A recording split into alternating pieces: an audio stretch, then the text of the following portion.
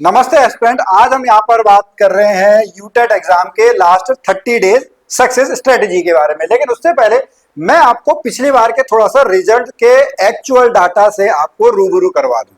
Result पास प्रतिशत जो है वह बहुत कम रहता है।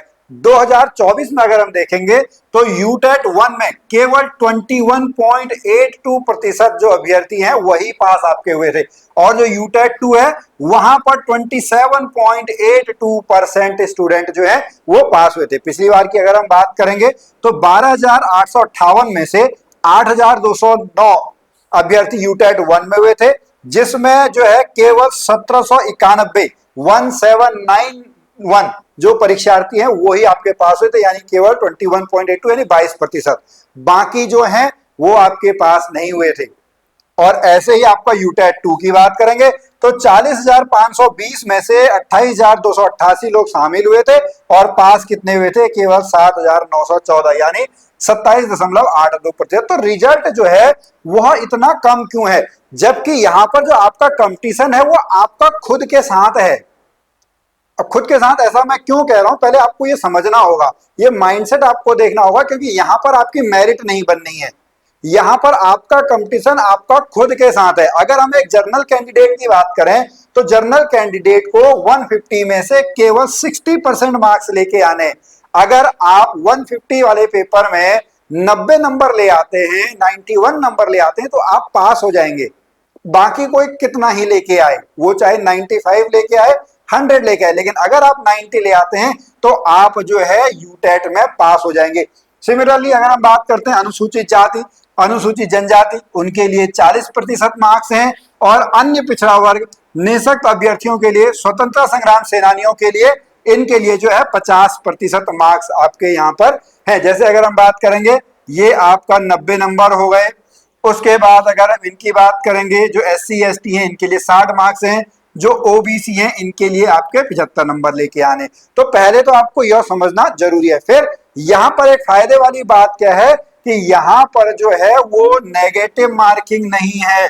तो अगर आपको यहाँ पर पास होना है तो आपको 150 के 150 क्वेश्चन अटेम्प्ट करने हैं, ये समझना है। इसके लिए आपको क्या करना होगा? इसके लिए आपको प्रैक्टिस करनी होगी कि भाई वो पेपर में जो टाइम आपको मिल रहा है उसमें आप 150 प्रश्न पढ़ भी पा रहे हो कि नहीं पढ़ पा रहे हो।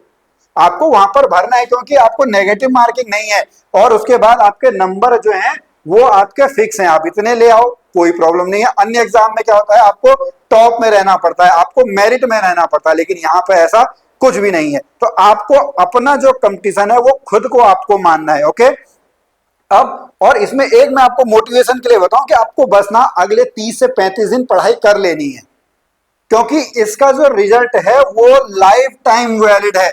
बस एक बार आपको अगले 30-35 दिन जो है वो मेहनत कर लीजिए, कम सोइए, इधर उधर डिस्ट्रैक्शन में आप बिल्कुल मत जाइए। अपना जो सारा का सारा फोकस है वो यूटेट पे लगा दो, चाहे आप यूटेट 1 की तैयारी कर रहे हो या यूटेट 2 की तैयारी कर रहे हो। लाइफ टाइम वैलिडिटी है और साल में एक ही बार आता है। इस बार अगर फेल हो गए तो अगले साल मौका आएगा सीधा 2026 में। तो मेहनत कीजिए। ये तो चलिए मोटिवेशन की और बेसिक कंसेप्ट की बात हो गई। अब हम प्रैक्टिकल बातें करते हैं। तो आप लोगों को पता होगा जो आपका यूटेट का जो एग्जाम है वह आपका 27 सितंबर 2025 को होने जा रहा है। इसके लिए अब आपके पास लगभग 30 से 35 दिन का समय बचा हुआ है।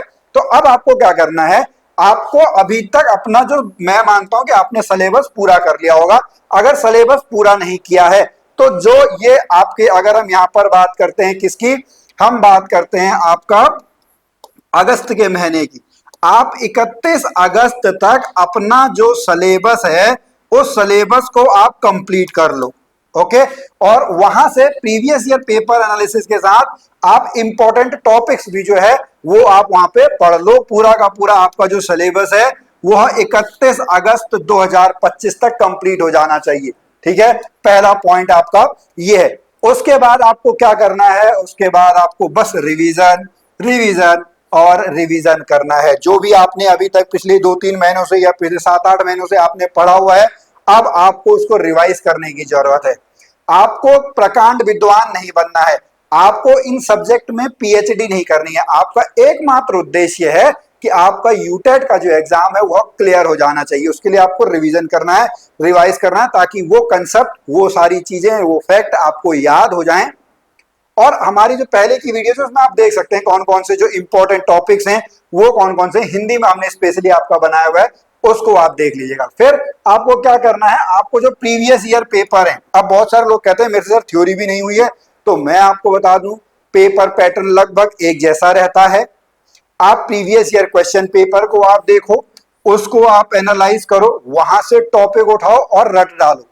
जो क्वेश्चंस हैं कंसेप्ट समझो, नहीं समझ में आ रहे हैं तो आप रट डालो, 30 से 35 दिन का टाइम है, आप कर लोगे, इतना मैं जानता हूं। तो आपको प्रीवियस ईयर क्वेश्चन पेपर को भी आपको एनालाइज करना है, रिवाइज करना है। उसके बाद आप लोगों को जो है वो एमसीक्यू प्रैक्टिस करनी है। थ्योरी तो हम लोग पढ़ लेते हैं, जब हम थ्योरी पढ़ रहे होते हैं तो वहां पर हमको लगता है कि हाँ ये भी चीज हमको आ रही है, ये भी आ रही है, लेकिन जब वहां पे एग्जाम में हम एमसीक्यू के फॉर्म में देखते हैं ना, वो चारों ऑप्शन एक जैसे लगते हैं। पेडागोजी सब्जेक्ट तो इन मामलों में बहुत बढ़िया है, वो बहुत कंफ्यूजिंग सा होता है कि हाँ ये सभी उत्तर तो सही लग रहे हैं। तो वो कैसे होगा, जब आप एमसीक्यू की प्रैक्टिस करेंगे। बहुत बार आपका क्या होता है, जब आप एग्जाम हॉल में होते हैं आपको लगता तो है यार ये मैंने कहीं तो पढ़ा था, कहीं तो पढ़ा था, क्लिक नहीं हो रहा है। या तो आपने रिवीजन नहीं करा या आपने एमसीक्यू प्रैक्टिस नहीं करी, तभी ऐसी कंडीशन आती है। तो आपको रिवाइज भी करना है, एमसीक्यू प्रैक्टिस भी आपको करनी है। फिर उसके बाद आपको, जैसे मैंने कहा कि आपको 150 में से 150 क्वेश्चन अटेम्प्ट करने के बारे में पता तो लगना चाहिए, आपका टाइम तो मैनेजमेंट होना चाहिए। तो उसके लिए आपको जो है वो सीरियसली मॉक टेस्ट की तैयारी करनी चाहिए, रियल बेसिस पे, उसी नर्वसनेस के साथ जैसे आप एग्जाम हॉल में जाओगे वैसे ही आपको करना है। पूरा जो फुल मॉक टेस्ट है उसको आपको देना चाहिए। इसी में आपकी हेल्प के लिए हमारी ऐप की तरफ से आप लोगों के लिए मॉक टेस्ट लाए गए हैं, पूरे ऑनलाइन है, आप कहीं से भी इसको अटेम्प्ट कर सकते हैं, अपने किसी भी टाइम पर कर सकते हैं। अनलिमिटेड टाइम आप हमारे जो मॉक टेस्ट हैं इनको आप हमारे तरीके से कर सकते हैं। नहीं तो संडे आपके यहाँ पे जो हमारे एमसीक्यू आपकी सीरीज आ रही है, अभी हिंदी की सीरीज आ रही है, उसको आप लोग जो है वो देख सकते हैं। तो आपको एमसीक्यू प्रैक्टिस और मॉक टेस्ट भी साथ साथ में करने हैं। और लास्ट में फिर मैं आपसे कहूंगा जाने से पहले कि अपने आप में विश्वास रखो, यही सफलता का पहला सीक्रेट है।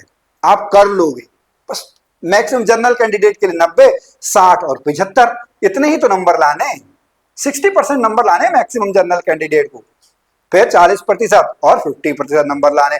बस आपको अपने ऊपर जो है वो विश्वास रखना है। जो भी अभी तक आपको स्टेप्स बताए उनको एक बार आपको दिमाग में रख लेना है, क्योंकि यहां पर आपका कंपटीशन आपके साथ ही है, किसी दूसरे के साथ यहां पे कंपटीशन नहीं है।